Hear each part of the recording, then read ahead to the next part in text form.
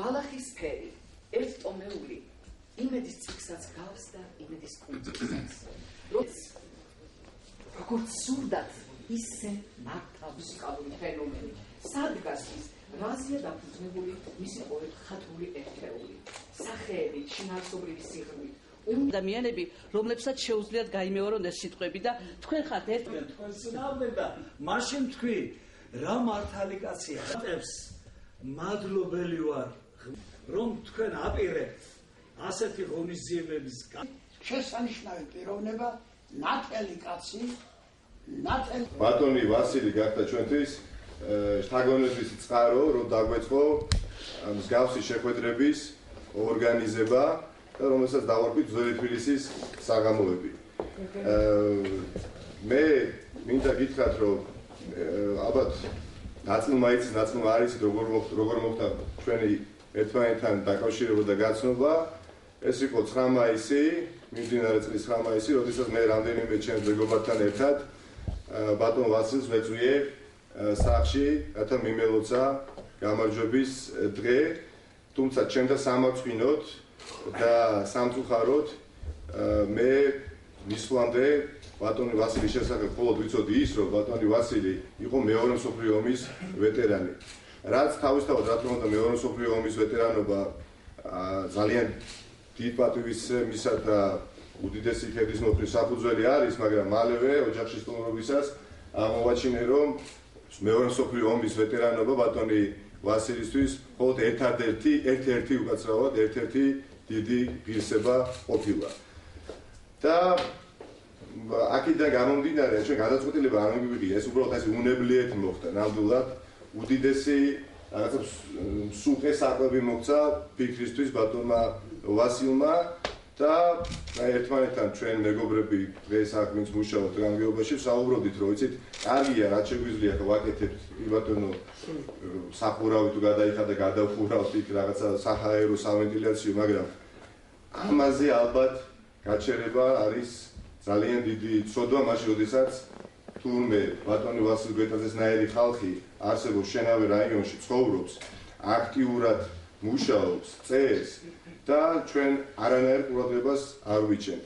და არც ვიჩენდით უცბად მინდა გითხრათ, მე ვაღიარებ ამ ჩემს ცოდვას, რომ მივედი სახლში როგორც მეორე მსოფლიო ომის ვეტერანთან და იქ აღმოვაჩინე თუ ვინ არის ბატონი ვასილ გვეტაძე. ჩემდა სამწუხაროდ ეხლა და ჩვენი თაობის და სამწუხაროდ ძირითადად ეხლა სხვა თაობა მუშაობთ აქ და ჯობს გვიან ვიდრე არასდროს.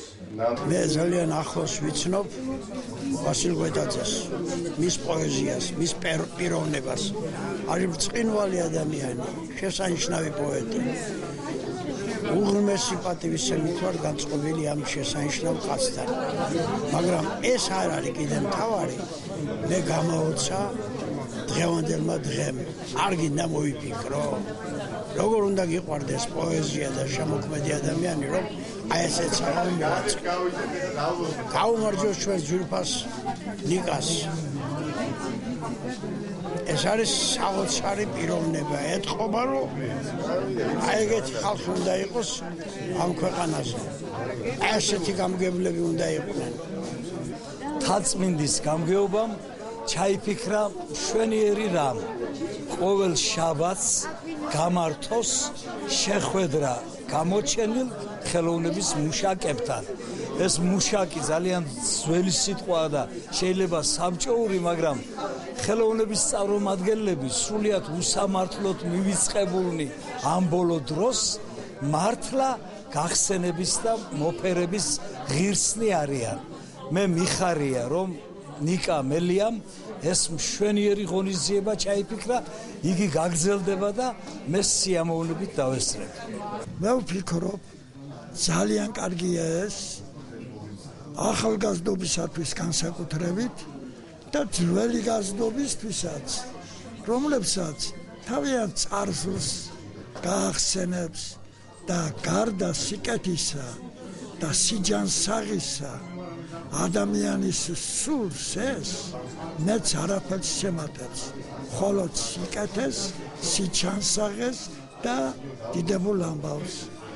ბატონ ნიკას ძალიან დიდი მადლობა ეკუთვნის და დიდი მადლობით, დიდი სიტყვოთი ვესალმები ამ ამბებს და მადლიერი ვარ საერთოდ. მე გახლავართ 94 წლის კაცი, 70 წელიწადია ამ რაიონში ვცოცხლობ და ასეთი სიტყვა აქამდე არ მიგრძუნია მე, როგორც დღეს ვიგრძენი. გამგეობისაგან, ხალხისაგან, საზოგადოებისაგან ძალიან დიდი მადლობელი და გახარებული ვარ ყოველ მხრივ. ვასილ გვეტაძე პოეტია საქართველოსი, მაგრამ ეს წმინდა კაცია თავისი ცხოვრებით, თავისი შემოქმედებით. და თითქმის საუკუნე რო დააბიჯებს ჩვენს ქალაქში, საქართველოში და მთაწმინდაზე, ეს ჩვენ ვაიმედებს და ძალიან დიდ პერსპექტივას გვიქმნის ახალგაზრდების თვალსაზრისით, ვიზე უნდა გასწორდეს ახალგაზრდობა და დღევანდელი დღე გამორჩეულად კარგი დღე არის, იმიტომ რომ ბატონი ვასო ჩვენი ოჯახისთვის, წერალთა კავშირის ოჯახისთვის არის როგორც სანთლის შუქი.